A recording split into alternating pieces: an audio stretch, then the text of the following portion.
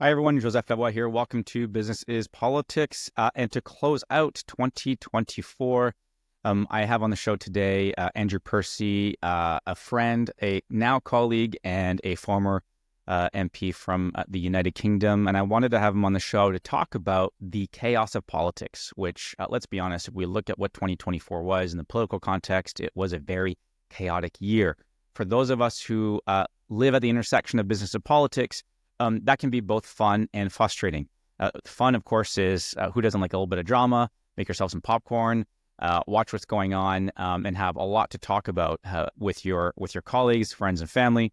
But at the same time, it can cause a lot of frustration. It can cause paralysis in decision making, and it can be very difficult to be in business while trying to navigate political chaos in moments like these. So I wanted to get his perspective about what that looks like and how to navigate it. I hope you enjoy it, and I hope that 2024, despite its chaos, was a good one for you.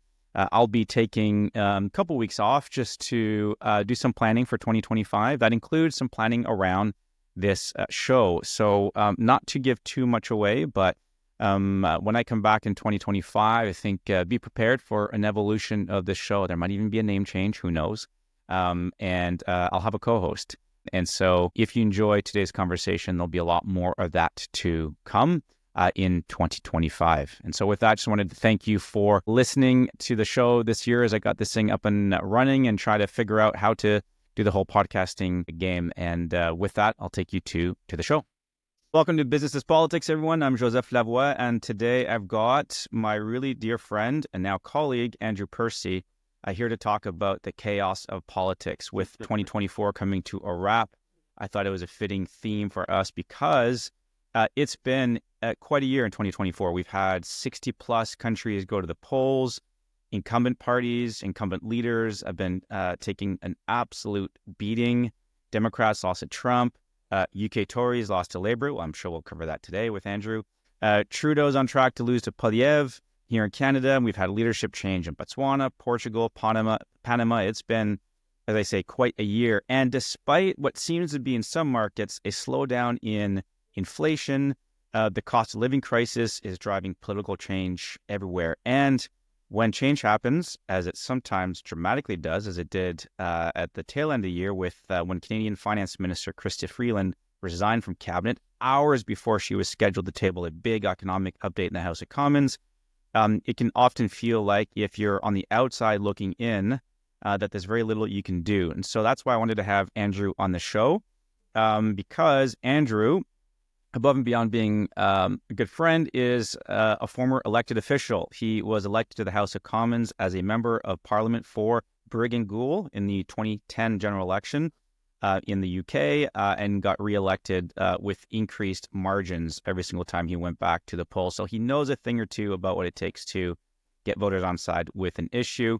By the way, Wikipedia tells me Percy was rated as one of the Conservatives' most rebellious MPs. So I figure, given a moment, at least in Canada, we're experiencing a bit of rebellion, might be good to have a rebellious former MP on the show. So Andrew, welcome, and I'm looking forward to this conversation today. Thank you. Thanks for having me, Joseph. And yes, I was very rebellious, but I used to always say to the Chief Whip when he dragged me in that I voted with the party more times than the Labour MP I replaced. So on that basis, I should probably be given an award or something. But anyway. Right. Those are the small details that we always forget about. Exactly. So I wanted to have you on the show because I've spent the better part of the last couple of years, both publicly and obviously with dealing with my own clients, talking about how business is politics. Whether you like it or not, you are at the intersection of political activity. And in order to deal with that, you should be planning for it. You should be intimately aware about what it takes to do politics well. And if you can figure out how to do politics well, then you'll be well equipped to handle change when it comes your way or chaos when it comes your way. I want to get a sense from you when you were in government. It feels like certainly your party and your government went through leaders like the rest of us go through toothpaste, particularly in the end. It seemed to happen quick and fast and rather ruthlessly. How the hell are we supposed to do business with politics when politics gets chaotic like this? Do you have any advice for us? Look, I mean, I do worry that I might be the cause of why I moved to Canada, and then next thing I know, the Liberal Party starts copying the British Tory Party. It seems, but yeah, I lived through four changes of prime ministers, three of whom definitely I think their time was up. One I think actually could have survived, um, and obviously during that period of there's four leaders going, three of them certainly didn't know it was over, even though it was over, and I think we have a bit of that at the moment in Canada, where it looks like it's over for Justin Trudeau, and the only person who doesn't seem to know that is Justin Trudeau and the people around him. But what that, so I'm going to presume it is over for him, and that means that we do have now this chaos in Canadian politics, which we saw a little too much of. What was that? Who was it for said that chaos is a little chaos is a good thing? Well, a lot of chaos definitely isn't a good thing.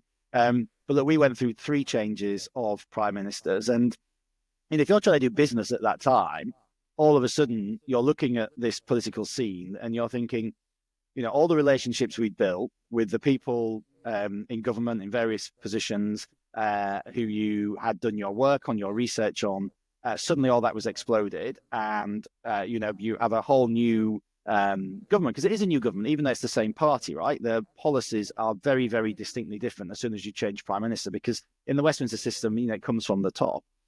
So that chaos, is an opportunity for business in some respects, right? Because people who've had their door closed on one particular policy area they've been trying to push on, suddenly that might be opened up again. You have a wholesale change in cabinet, junior ministers. It provides a lot of opportunity, actually, because, I think of particular policy issues in the UK where, for example, like on the steel industry, the policy on the steel industry was distinctly different under all four different prime ministers. Mm-hmm. So if you were a steel producer, you were getting different things out of four different Conservative prime ministers. It certainly opens up that, so you have to plan for that, right? You've got to kind of survey the scene. Who are the likely characters for your particular interest? Who's the better of those likely candidates for leader, for prime minister? However, at the same time, it's fair to say that having lived through three or four of these painful things during this period, MPs are focused wholly on themselves, wholly on their party, and wholly on, I can tell you what Liberal MPs will be doing this weekend. They will be on the phone to one another constantly. Different camps will be forming, all the rest of it. So everything else gets crowded out. So for this initial period of chaos, it kind of crowds business out and crowds business interest. And that was one of the criticisms of all of the uncertainty in the UK, of course, was that, we just had long periods where nothing got done because the Conservative Party was too busy sorting out its own crap. Which is also, I think, why there's some of this is politically charged, but why there's just a demand for us to get to a vote ASAP. Let's drop the writs so that we can get some kind of certainty, because right now it seems like everything is in limbo. That's an interesting, it's something that, as soon as you say it, sounds so obvious, which is as soon as you get leadership change, it is a different government. All those different changes you talked about on steel, gosh, that'd be frustrating if you're a business stakeholder and every single time you got some change in leadership, and if it's happening at a quick pace, man, that's deeply frustrating. And it was chalk and cheese. This was chalk and cheese within the same party. And I can think of a whole host of different policy areas, right, where it was chalk and cheese. The policy one day of the Conservative government was a different policy the next day of a Conservative government as soon as that next leader took over. And, that's, look, assuming Justin Trudeau is done for in the new year, let's assume there's a new Liberal leader who's in place for a few months. There'll be a whole change there, but it's probably not going to change where the election's going to end up, be it October, be it earlier, which will be in a wholly new government. So, we could have two new governments before, within the next year. Right. And even I suspect even if there is one before the election, there will be some possibly false hope from that particular leader, the people around that leader, that they're going to somehow turn all this around. So they're going to want to put their stamp on things. They're going to demonstrate that they are offering a fresh perspective to voters. I'm not so convinced that that's possible at this stage, given the numbers. But you're right. It's going to create a whole level of activity and frantic behavior from these people that I think will further delay the ability for business to do business with political actors. Exactly. Well, the only route out of the quagmire of the polls that the Liberals seem to be in is if a new Liberal leader can present themselves as the change candidate. I don't think that's going to be possible after 10 years. I saw what it was for the Tories. I mean, we had a lot of change candidates, but by the but by the end, people are just sick and tired of the same people being in power, right? That's just how democracy works, and particularly at the moment with this anti-incumbency feeling. But yeah, whoever it is will have to. I assume they will jettison a lot of Justin Trudeau's the policies he was most personally associated with in an attempt to say, hey, look, the Liberal Party's back. It's a different party. I'm a different leader. We can be the change that the country is so clearly crying out for if you look at the polling, which is consistent across all pollsters, of course. I've got this theory, and it's very much a theory. It's not backed in anything, but I'd be curious for your take on it, which is that I'm not so convinced a leadership change always works the way a party thinks it will. So right now, yeah, the assumption is, if you're the Liberal Party, our numbers are in the tank. There's high level of animosity towards the current leader. If we can swap that leader out, replace him with a new one, then Canadians or voters, whatever market you're in, might be predisposed to that with that change comes, you've dispensed the anger people have towards the party as reflected through that particular leader. I sometimes wonder if voters desperately want the satisfaction of voting someone out, and when you strip them of that satisfaction, is the payback even worse? So I think about, like, for example, in the Canadian context, the 93 election was one in which the then governing party, the old Progressive Conservative Party, got completely demolished. Largest majority in Canadian history at the time, down to 2 seats, and that was with the leadership change. I can tell you which 2 as well. Okay. Oh, good. You got your Canadian trivia down? It was Elsie Wayne Yes. and John Charest. So St. John's and, was he Sherbrooke? Yeah, he was Sherbrooke. Yeah. So I'm going to see. There you are. That's right. Do I get a prize for that? So no, okay, no prize. Not when there's only 2. I mean, if we had to go through a list of 5 or 6, maybe that'd be a little bit more difficult. I think that's true. I think often the public want to exercise. They want to be the ones to wield the knife, as it were, right? But there are also examples around the world where the opposite has been true. I mean, I think with Boris Johnson was a prime example, right? The Tories nearly lost the 2017 election here under Theresa May. It was all going backwards. Yada yada yada. Everything was terrible. Boris came in, biggest Tory majority since Margaret Thatcher. But I think but that was probably based much more around that particular character, who actually, when we look to where we are now, was more in line with the big personalities who seem to be at the moment tipping the political system on its head, right? Whether it's Trump, whether it's this guy in Romania recently in the presidential election there. People who have, and I don't think the Liberals surveying around on likely candidates, Joly, Champagne, Freeland, none of these people are those sort of characters, I think, who can, who people are going to say, hey, actually, this is the guy or the gal I want as Prime Minister. This person is so different, has such an enigmatic, personality. I just don't see that happening. So I think that, and I think actually, beyond that, a lot of the electorate as well will look and be like, well, you've left it too late anyway. I think the Liberals shouldn't underestimate that. Right. Which is, you've left it to the very, very, it's 11:59 p.m. for the Liberals. And, despite the public telling them in polls for a very long time now, you should ditch the current Prime Minister, you should ditch your current leader, to do it at the very last minute because they've been forced to, because of their own internal squabblings and all the rest of it. I don't think the public's going to give them a great deal of leeway on that. There's a thing you said though there that reminds me. Like, I think you talk about the Boris example. That to me, he was at the right frequency for what the voters wanted at the time. Yeah. So he happened to be wearing the same colors as the incumbent party, but he was just speaking a language that people wanted to hear. And I think about in the Canadian context, like, who's speaking that language right now? Yeah. Well, it's Pierre Poilievre of the Conservative Party. I can't see any of the top candidates for Liberal leaders being able to legitimately speak at that frequency. I think people have, to your point, they're just like, they just don't see it happening. It's not going to feel authentic at this point either. I think that's true. I think there is that, it's that right message at the right time from the right person, and they don't want to hear it from Liberals, I think. I know it's even in Vancouver, which, is a very progressive, not a particularly Tory-friendly city.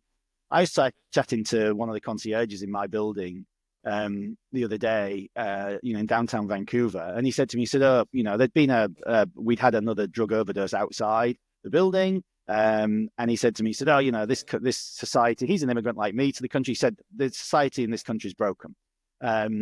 And I think that's the sentiment you get from a lot of people, that everything's just broken at the moment. You had it in the UK with everything's been, it's not unique to Canada, but it's a very strong sentiment at the moment. And whether it's the Liberals, whether you think the Liberals who broke it or not, doesn't matter. It's the fact is they're the guys who were in control at the time when society and the country's broken and all this stuff's broken, and they haven't fixed it. Whether they broke it, we can debate for all day, but they haven't fixed it. So therefore, you just want them out, right? That's the sense I get from talking to, even my most progressive of progressive Canadian friends, of which there are a lot in Vancouver, Joseph. I don't know whether you've noticed. It's pretty much just, so I moved out to Surrey.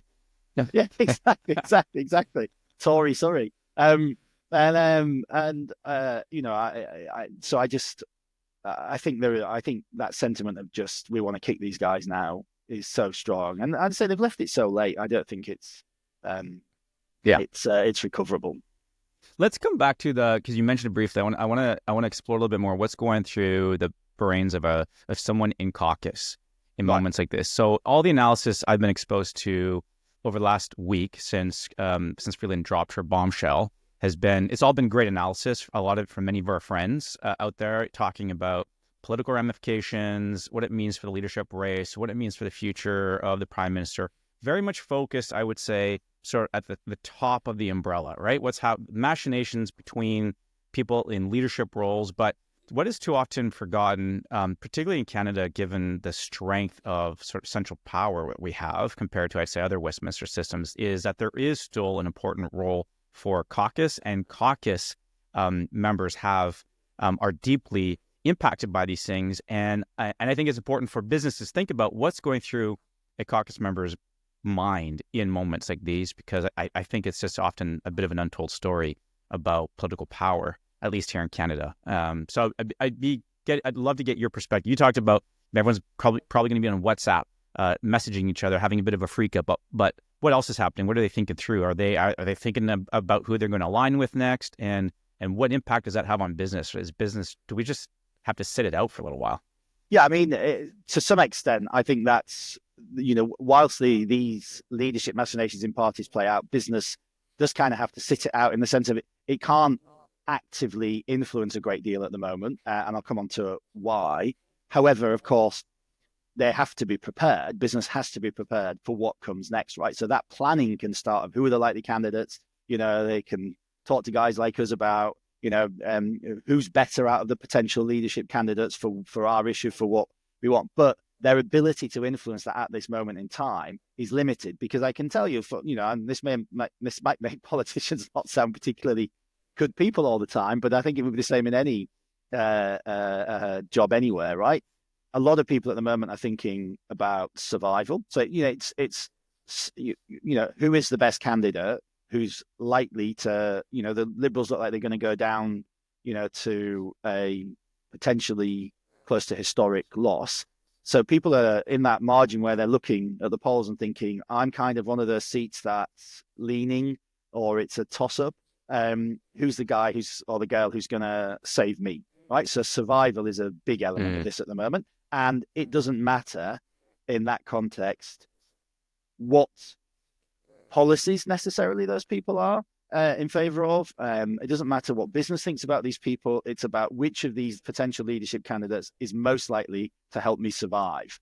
And the way you convince yourself of that, of course, of why that's important, is because your values and the things you do for your community and your views are really important, and they must be there because that's in the best interest of everybody, right? But, look, personal survival is a big motivator, right? And it is in any workplace, right? But in politics, because we have this strange thing of having to go out every 5 years and, have an attestation of thousands of people to keep our job, survival.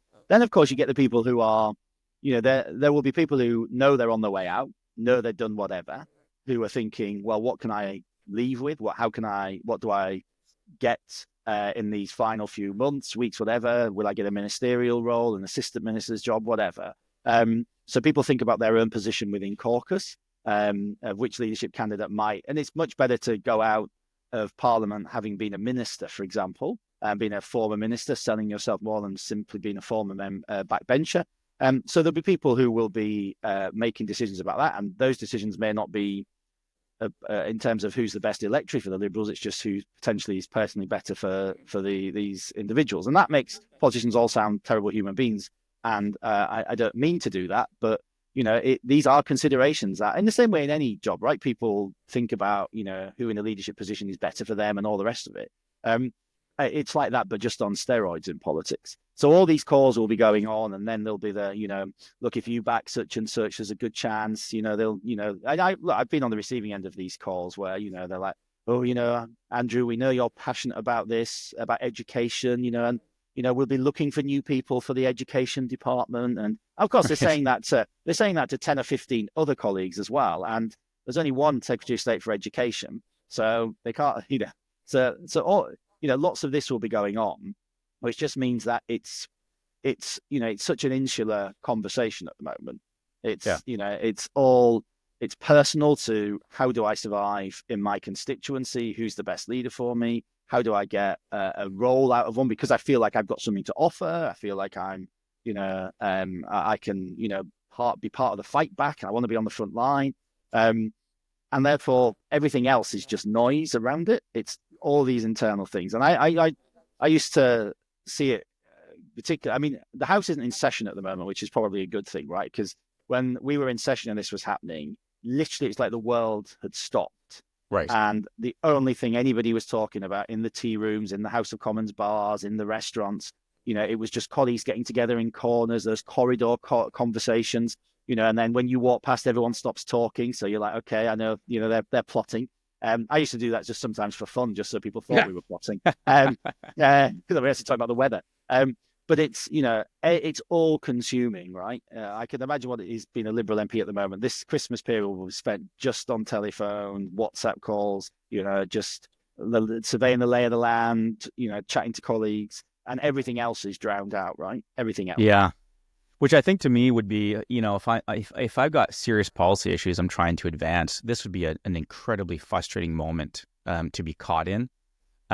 It's happening in Canada now, it's happening in other markets, but this moment where everyone's distracted by the gossip, by the machinations, by the next steps, the plotting and planning.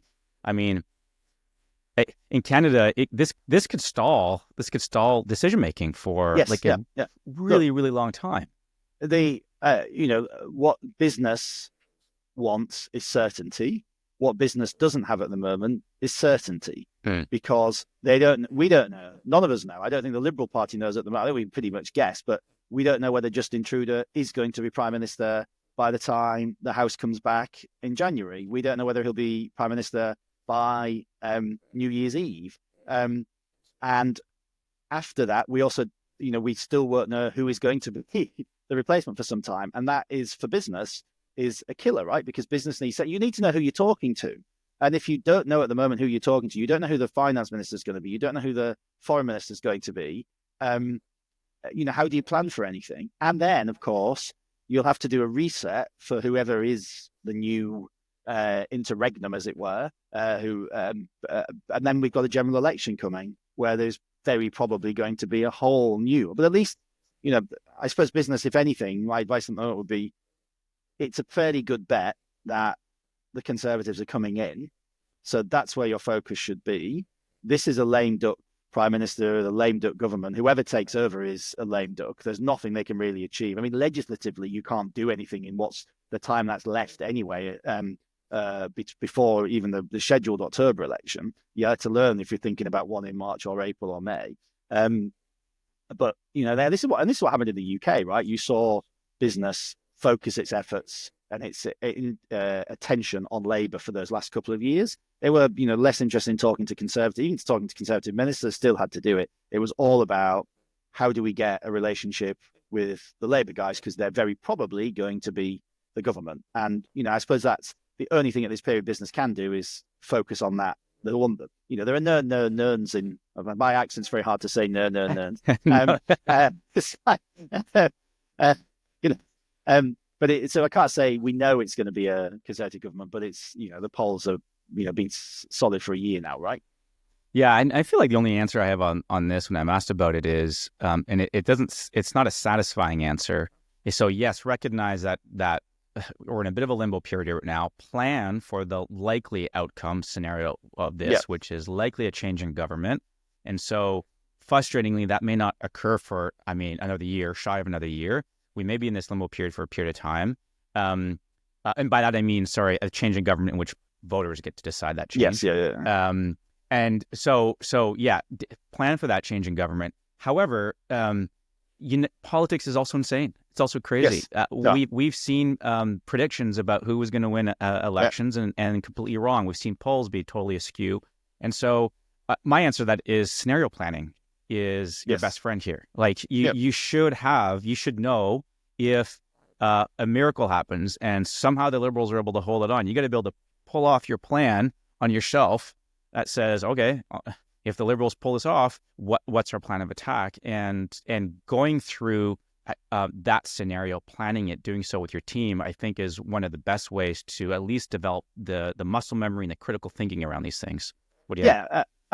Totally. I mean, you still have to do that. Look, it's a good bet to put a lot of resource into planning for the Tories, right? But you cannot do that exclusively. No one can do that to the exclusion of, because we don't know who's going to appear, right? The Liberals could end up picking a leader who is just going to somehow connect with the public. He's going to at least pull the polls back to being 10 points, and then we're into all kinds of different likely arithmetic in the Commons. So whole set of different. So of course you have to do that. You have to just this scenario plan, and and actually we can probably we know roughly who are likely to be the contenders. So start that work with those guys now, right? Of who do we know around these people? What do we know? Whatever. I'll say it was the steel industry again, right? I use steel because that used to be a big thing for me in my patch. Who's good for steel? Who's less good for steel? Who's better for oil and gas? Who's worse for oil and gas? All of these things you can do, and but whoever emerges from it is not really going to be able to deliver a great deal anyway. I mean, we can agree on that, I think, which is there's not a lot of, but the why it should be done is just that because elections are very unpredictable at the moment. You never know. And it only takes one gaffe right in the middle of a campaign, and it can change everything around. Yeah, I mean, a minute in a campaign environment feels like an eternity, let alone a 35, 40-day window. The other thing I've been thinking about, and I'd love your perspective on this as a former elected MP, which is the other answer I have is the way you build resilience for these type of conditions is you should have access to your own base of voters that are willing to advocate on your behalf. Now, in Canada, we've heard Pierre Poilievre talk about, he's demanding that any industry stakeholders who want to lobby him need to first demonstrate that they've got real voters in their corner. I've been saying this for, better part of, 2 decades. And my perspective here is if you've built relationships with voters and you've done so in a very smart and empathetic way, you've got the resiliency in place. You can handle changing government because no matter who's in government, you're going to have people in your court. Is that true from your perspective? Yes, I think totally. One thing I was I'll come back to that maybe, but absolutely. There is nothing that moves politicians on an issue more than, and anybody I'd ever meet with when in my time as an MP, I would always say this: look, if you can get 100 to 200 communications to an MP from their constituents on an issue, people wake up and notice, right? So if you have pressure coming from within, and if a dozen, 2 dozen, 3 dozen MPs suddenly have pressure, 100 MPs, have pressure from a couple of hundred, few to a few thousand, as it was in some of the cases of the campaigns that I was on the receiving end of, from constituents, that's going to make a difference, right? Into how I think about that issue and how I, as a MP, respond to that issue. It's really powerful if you have advocates, and and this is clearly where Pierre is, right? Pierre Poilievre is definitely that. You've got to motivate the public, convince them, and then you can convince me. It's direct democracy, right? Yeah. But no, I mean, I used to see in the tea rooms and the corridors around Parliament, as soon as there's a big campaign being ran, all I'd say is it was much more effective when the communications we were receiving on any campaign were more personalized, individual, slightly different. The click off this email and you all get the same email to an MP. I used to, write back to them all, and lots of people would write to me saying, "Oh, Mr. Percy, I don't know why you've sent me this." And I'd say, "Well, you've sent me this email. They're all the Right. same, but and they're like, "Oh, I must have clicked something." So that's maybe a less effective way of doing it. But the ones where it's a little bit more personalized, where the voter themselves adds something, does something, all of a sudden you're like, okay, actually, I say, if people will just click a button to send an email, they don't care about it that much. If they're prepared to do a little bit more and add their own lining, that means if they write one themselves off their own back, then they really, really do care about an issue. But yes, this politicians are, always nervous of their lifespan, and so a couple of hundred or more communications from the constituents, from residents, absolutely is the way to get somebody interested in an issue. And also, Yeah, I I also think think just that mapping as well of actually, if you're a business, or and I used to say this to business when they come and meet with me, right?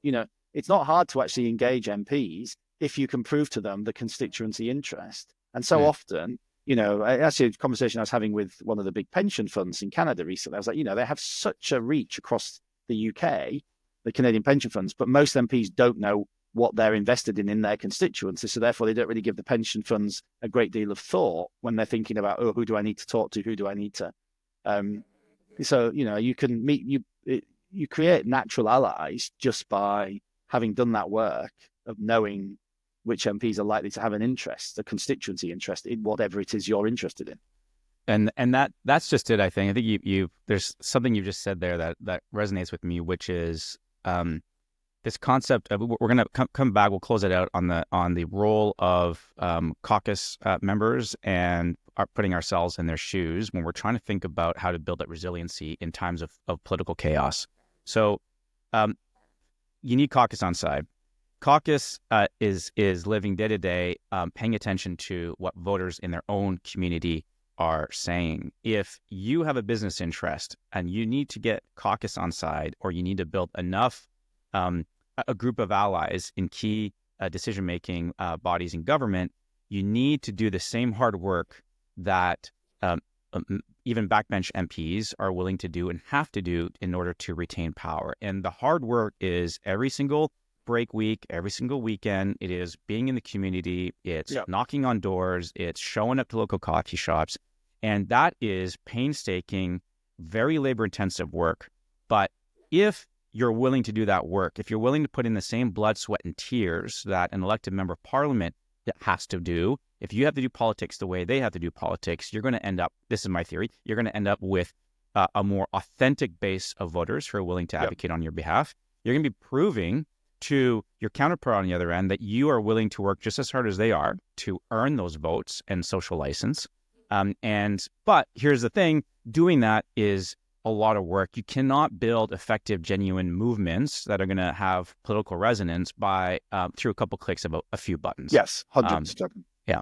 100%. I mean, it was look, 10, 14 years ago, God, I'm getting old. 14 years ago when I started. You still look like you're 22. Well, thank you. Yes.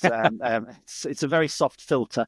It's a very generous lens. When I first got elected in 2010, there was this group in the UK called 38 Degrees, and they were the first to do these mass mailings, email campaigns on behalf of, they did one for British Gas, all sorts of different businesses, charities, causes.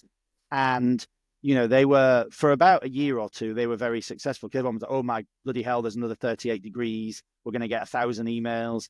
And then after a while, everybody was like, oh, actually, I'm now writing back to these folks. And these folks are saying, well, I didn't really know anything about it. I just clicked a button. I'm not really all that interested. And everybody stopped paying attention to those in the same way. In fact, I used to have a standard thing saying, just write back to people saying, this is a standard email from an organization. If you really, want me to engage on this issue, please can you send me some more information?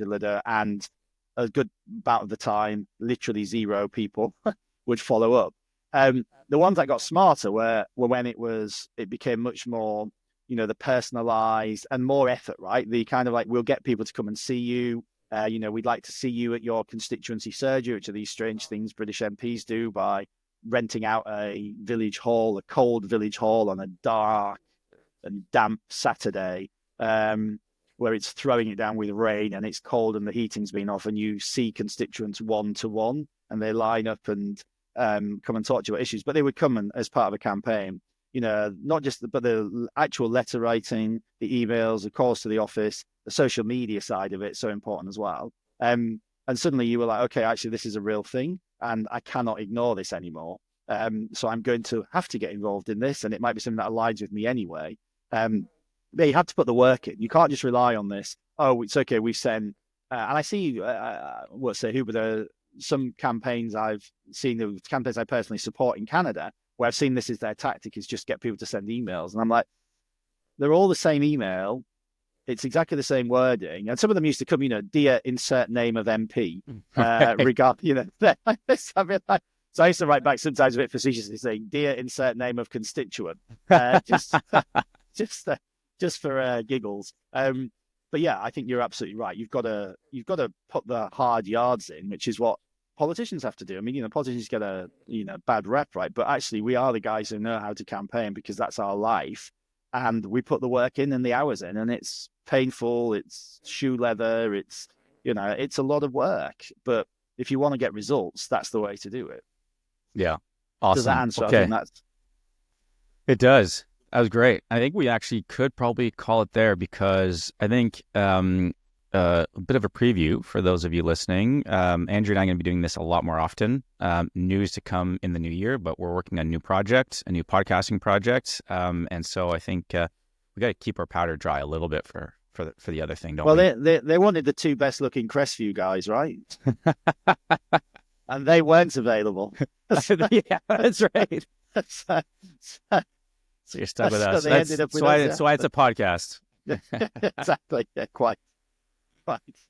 Nice. Okay, Andrew, this was awesome. I appreciate it. So hopefully some useful tidbits there for those who are trying to think about how to manage the chaos of politics, particularly as we head into what will likely be another very chaotic year in politics in pretty much every single major jurisdiction. And so nobody should predict anything. So Sam Goldwyn was it, said never prophesy, especially about the future. Right. If there's one thing we've learned from politics these last couple of years, it's could make no predictions.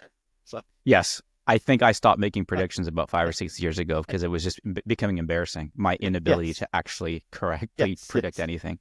The same. Yes. All right, Andrew. That's why I went from saying I would never put Boris Johnson in charge of a duster to eventually voting for him. Because all my predictions were completely right. Anyway, I'm rambling on now. So that's awesome. Okay, thanks for coming on the show. We'll talk to you in the new year.